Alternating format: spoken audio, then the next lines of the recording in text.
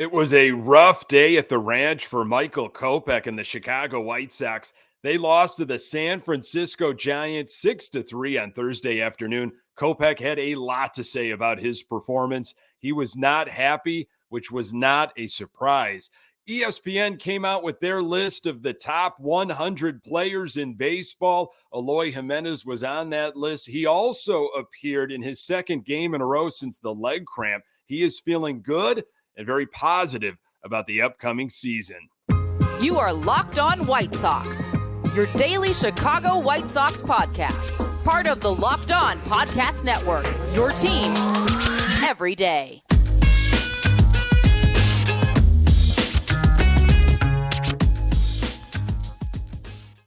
Hey, Sox fans, welcome to Locked On White Sox. Thank you for making Locked On White Sox your first listen each and every day. We're free and available on all platforms. Follow us on Twitter at Locked On Sox.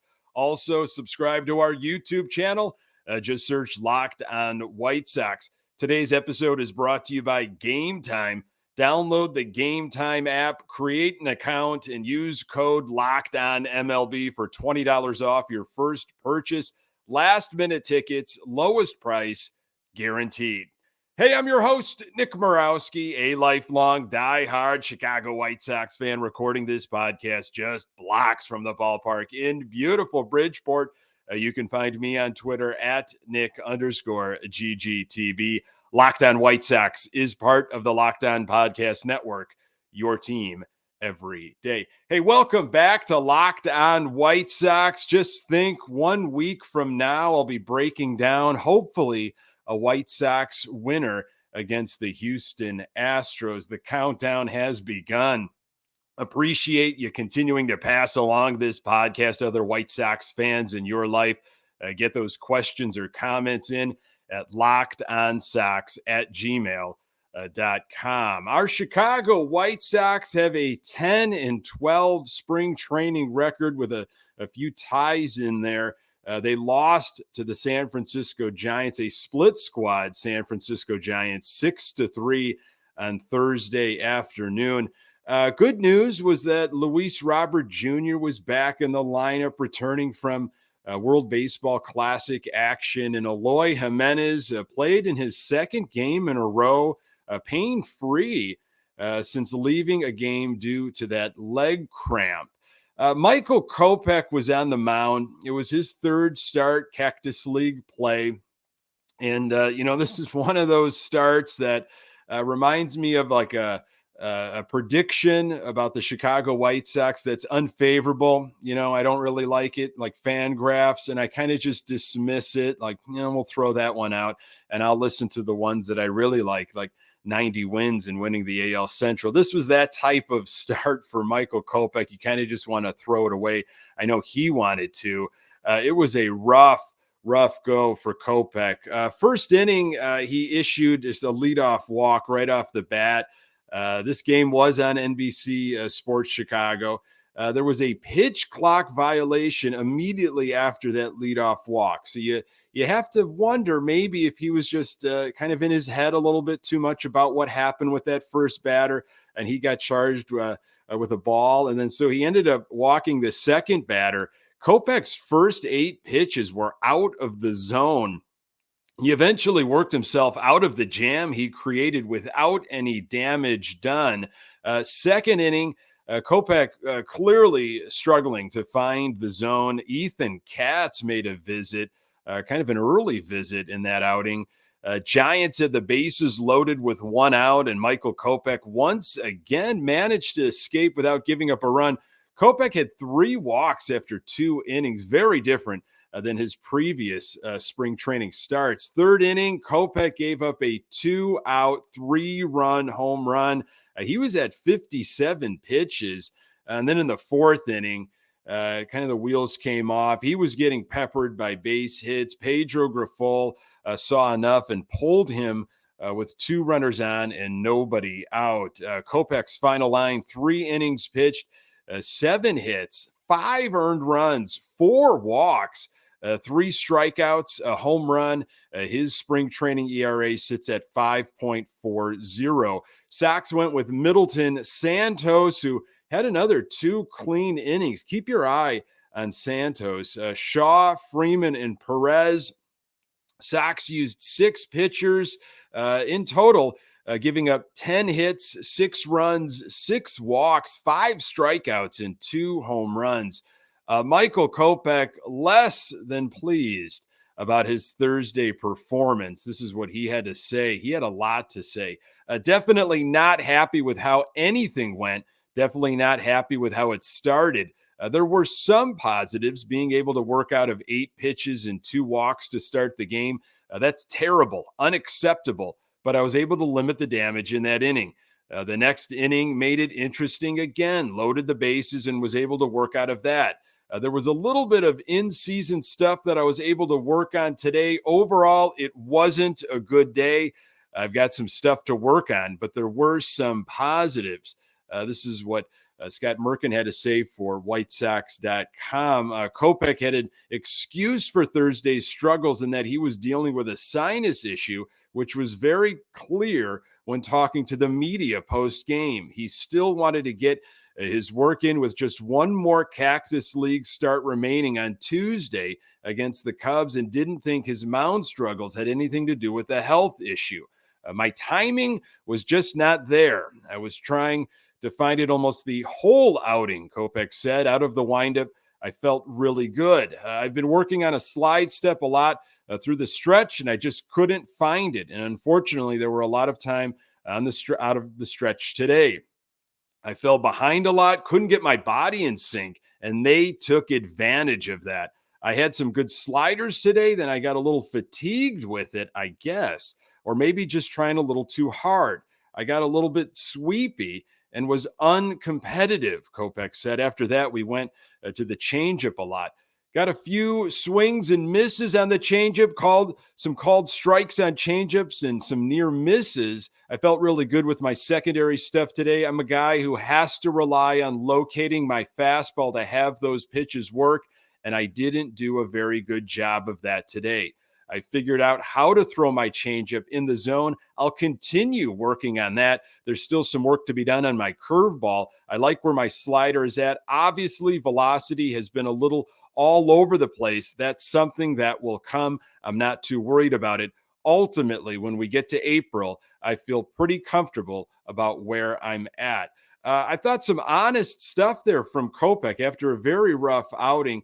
I like how he said, look, there's going to be times in season where I'm going to get into some jams. So it was nice to work on that. I got myself out of some of those jams. Pretty honest about the fastball. I would agree. He's got to locate that fastball, and then that's going to set up the opposition with his secondary stuff. So a rough one, and hopefully, he's got more things to go back and learn from, get together with Ethan Katz and shake that one off and try to have a positive outing for a last Cactus League outing before opening day. Sox offense, not a lot going on. 3 runs, 6 hits. 3 of those hits were for extra bases. 2 home runs by the Sox. Seby Zavala been having a nice spring with the bat, and Romy Gonzalez with a home run as well. Good to see that bat coming around, something that we were kind of looking for at the beginning of spring training after all the hype in the offseason about the work that Romy Gonzalez was putting in. Looks like he's healthy, swinging the bat well. Jake Marisnick had a double. Lurie Garcia was 0 for 2 with a strikeout. Sox were 1 for 4 with the runners in scoring position. Chuck Garfien had an in-game interview, which I thought was kind of interesting. Pedro Grifol. And Grifol talked about how Thursday was one of the more important days of spring training because everybody was finally together again. World Baseball Classic is over. Everybody returned to Camelback Ranch, and Grifol was able to kind of reiterate the focus, which it remains on fundamentals, I guess being aggressive as well and trying to control the opposition and what they are wanting to do against the White Sox in all facets. Interesting stuff there from Pedro Grifol. Again, Sox lose to the Giants 6-3. ESPN came out with their list of top 100 MLB players, and Mr. 100, Eloy Jimenez, is ready to break out in 2023. More on that in a moment. Today's episode is brought to you by Ultimate Baseball GM. Hey, I'm really excited about our new partner and sponsor of today's episode, the mobile game Ultimate Baseball GM. Ever dreamed of becoming an MLB GM and managing your professional baseball franchise? Well, your dream can come true, and this game is definitely for you. Manage every strategic aspect of your team, play through the season, and lead your team to glory. Responsible for hiring the right coaches and staff, scouting and drafting players, navigating your franchise through free agency and all the ups and downs of a season. All this in a challenging and realistic game world. Ultimate Baseball GM is completely free and playable offline. Play on the go as you want and when you want to. Hey, now is your chance to prove that you can be more competent than Rick Hahn. No guarantee that you'll have as much job security as him, but it will be fun to have that seat at the table over and over again. Hopefully, you can set the market and be proactive instead of reactive. Locked On White Sox listeners get 100% free boost to their franchise when using promo Locked On in the game store. So make sure to check it out. Download the game. Just visit probaseballgm.com, scan the code, or look it up in the app stores. That's probaseballgm.com. Ultimate Baseball GM. Start your dynasty today. This episode is also brought to you by Game Time. Buying tickets to your favorite events shouldn't be stressful. Game Time is the fast and easy way to buy tickets for all the sports, music, comedy, and theater near you. With killer deals on last-minute tickets and the best price guarantee, you can stop stressing over the tickets and start getting hyped for the fun you'll have. Game Time is the place for the last-minute ticket deals. Forget planning months in advance. Game Time has deals on tickets right up to the day of the event. Get exclusive flash deals on tickets for football, basketball, baseball, concert, comedy, theater, and more. The Game Time guarantee means you'll always get the best price if you find tickets in the same section and row for less. Game Time will credit you 110% of the difference. It's the fastest growing ticketing app in the country for a reason. Scan the tickets without the stress with Game Time. Download the Game Time app, create an account, and use code LOCKEDONMLB for $20 off your first purchase. Terms apply. Again, create an account and redeem code LOCKEDONMLB for $20 off. Download Game Time today. Last minute tickets, lowest price guaranteed. Eloy Jimenez would love to have a guarantee, but that is not the case in this crazy world of baseball. He seems to be feeling good after that leg cramp, and he's got high hopes for 2023, as we all do. Just a bit of an injury clarification. According to an article by Merkin on WhiteSox.com, Eloy Jimenez took a few seconds to find the right words, the right sentiment when describing right calf cramps taking him out of Monday's game against the Diamondbacks. This is what he had to say: "Better safe than sorry. That's all that happened." Sometimes less is more. He's feeling good and ready to see what his numbers will look like by staying healthy enough to play an abundance of games across the 162-game season. "I don't know. We are going to find out this year," Jimenez said. "I feel really good. I think I can put up numbers because everybody knows what happened in the past, and I still am what I am supposed to be. I think it's going to be good." Jimenez's career highs for home runs, 31, and RBIs, 79, both came in his rookie campaign, 2019, when he played 122 games. His 2020 season produced a Silver Slugger Award, although it was shortened by COVID-19. He hasn't played over 84 games in each of the past two seasons. Eloy Jimenez talked about erring on the side of caution when he left the game the other day. "I have too many things in the past. So I was just like, I don't want to get sore later. I feel with what all that happened to me in the past, yes, I know my body. That was something that wasn't bad. It was just better to be safe than sorry. I don't feel any problems right now. I don't feel anything. I was just worried a little bit, but now I'm really good. So ESPN released their list of the top 100 MLB players on Thursday. And Eloy Jimenez came in at number 100. And this is what they had to say about Jimenez. The former top prospect came into spring training on a mission. After having lost 25 to 30 pounds this offseason, Jimenez changed his diet, giving up red meat while eating more chicken and salmon in an effort to replicate the body that helped him emerge as one of the game's most promising young players in the minor leagues. The White Sox outfielder is just 26 years old, although he has yet to show the superstar production many expected out of him as one of the game's best young prospects, struggling with injuries in 2021 and 2022. When he was on the field in 2022, Jimenez looked solid, slashing 295, 358, 500 with 16 home runs in 84 games. And this is ESPN's season prediction for Eloy. Jimenez takes a step forward after an offseason of hard work. Health will be the biggest X factor, but his success is one of the focal points of Chicago's progress in 2023, with a clubhouse of young players struggling to fulfill their true potential. Health is the biggest X factor. I think Eloy Jimenez can be actually the biggest X factor in the lineup. If he truly plays a majority of the games in the designated hitter spot, which I know he's not going to like, but I think he will. Of course, he's going to see some time every now and then out there in right field, probably.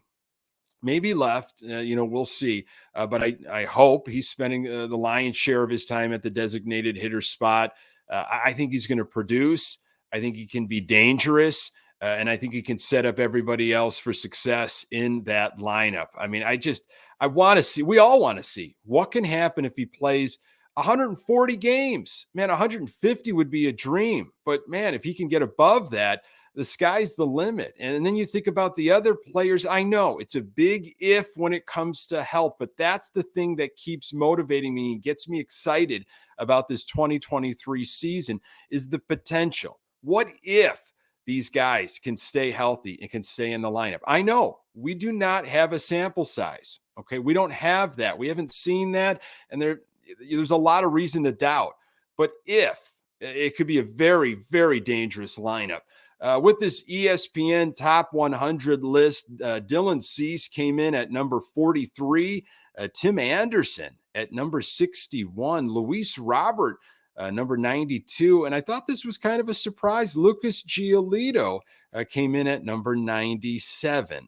MLB is trying to clarify some of the new rules and cracking down on slow-moving bat boys and girls. More on that in a moment. Today's episode is brought to you by FanDuel. The tournament is heating up, and now is the perfect time to download FanDuel, America's #1 sportsbook, because new customers get a no-sweat first bet up to $1,000. That's bonus bets back if your first bet doesn't win. Just download the FanDuel Sportsbook app. It's safe, secure, and super easy to use. Then you can bet on everything from the money line to point scores and threes drained. Plus, FanDuel even lets you combine your bets for a chance at a bigger payout with a same-game parlay. So don't miss the chance for your no-sweat first bet up to $1,000 in bonus bets when you go to FanDuel.com/lockedon. That's FanDuel.com/lockedon to learn more. Make every moment more with FanDuel, an official sports betting partner of the NBA. So maybe you saw this come through over the last couple days. There's a bunch of different articles on some clarifications of these new rules. This is from the commissioner's office. And we're also going to check in on where we can find the Chicago White Sox, because that schedule came out, that broadcast schedule. So here's some clarifications of some of the rules. And it makes sense. The pitch timer will be delayed on brushbacks and aggressive swings. And we saw that early in Thursday's game. Steve Stone even mentioned it when Kopech came in on a Giants hitter. And, the normal pitch clock time couldn't happen because that Giants hitter kind of had to get himself, gather himself and bring him back into the batter's box. Now, what happens if you get knocked down, and you got to dust yourself off? It was a close call. I think that's why that clarification, the aggressive swing, if you're swinging out of your shoes down to one knee, if you corkscrew yourself into the ground, there could be a delay on the pitch timer. Pitch timer may be delayed on pitchers covering, backing up the base, giving pitchers, I guess, just an extra breather there before they have to deliver to home plate. That makes sense. Additional time, because if they didn't put that in, I was thinking, is there a temptation by a pitcher to just say, you know what, I'm not going to cover that base. I've got limited time here to throw that pitch. I don't know. It's just interesting thinking about that. So I get why that clarification was put in. Another one here, additional time may be granted to catchers ending an inning on base, at bat or on deck. That is obvious. That makes sense. Here's the one that really made me chuckle. Clubs expected to have bat boys, girls who can quickly assist players and umpires to comply with pace of game procedures. So who's responsible for that in terms of for the White Sox? Like, who's in the dugout with a stopwatch, keeping time and copious notes on bat boys and bat girls on how they are doing their job? Is there a tryout? I can't help but think of the Seinfeld episode when Kramer was a tennis ball boy and a ball man, I should say, and going through that whole ordeal. So MLB cracking down on slow moving bat boys and bat girls. So we'll see how that plays out. And if there's any more clarifications of rules as this thing rolls on, sometimes it feels like they're making it up as it goes. But the Sox, everybody now has a few more games to kind of deal with these new clarifications and get their affairs in order. A broadcast schedule came out of where you can find the Chicago White Sox. No surprise that they're going to have a majority of their games on NBC Sports Chicago. I believe there's probably going to be a flex, though, as the season goes on. They might shift some games. They did it last season where the Sox were bumped to a Sunday night game, or they were highlighted maybe by Apple TV. So this is just the initial right now. Sox have 11 nationally televised games. There are 2 on ESPN. Right out of the chute, the Sox are on ESPN opening day, March 30th against the Houston Astros. I think it's a 6 p.m. game. And then June 14th against the Dodgers. There are 5 games on Fox. There are 3 games on Apple TV that I know is going to frustrate a lot of folks, and 1 game on Peacock. The rest, of course, will be on NBC Sports Chicago. I can't believe, we're talking about here the final stretch of spring training. It just felt like a long spring training, but, here we are. I'm wondering how Pedro Grifol sets the lineups over the weekend, and is there a cutoff where, he's just going to stop the starters and have them rest for a couple days leading into March 30th? There's some decisions that still need to be made with this roster. Romy Gonzalez coming on strong. Hanser Alberto has cooled off a little bit. He had a base hit in Thursday's game. He looks strong when he swings, and he can play a variety of infield positions. I'm telling you, I just haven't seen much at all from Leroy Garcia. And Seby Zavala, we knew he was going to make it as a backup catcher, but I've been really impressed with some of the things that he has done offensively and defensively, but really offensively with the bat. Folks, thank you so very much for making this podcast part of your daily routine. You can find the Locked On White Sox podcast absolutely everywhere you find your podcast. We are on Twitter at Locked On Sox. You can find me on Twitter at Nick_GGTB. Hey, and don't forget to subscribe to our YouTube channel. Pass it along to other White Sox fans in your life. Thanks for making Locked On White Sox your first listen. Now, for your second listen, check out the Locked On Fantasy Baseball Win your league by listening to Matt and Dom every day as they bring you the best fantasy baseball strategies. Find Locked On Fantasy Baseball wherever you get your podcasts and on YouTube, part of the Locked On Podcast Network, your team every day. Hey, on the next episode, I'll continue to bring you the latest happenings from Glendale, Arizona, as the White Sox inch closer to opening day. Really appreciate you making time for the Locked On White Sox podcast. I'm Nick Morawski. Until next time, go Sox.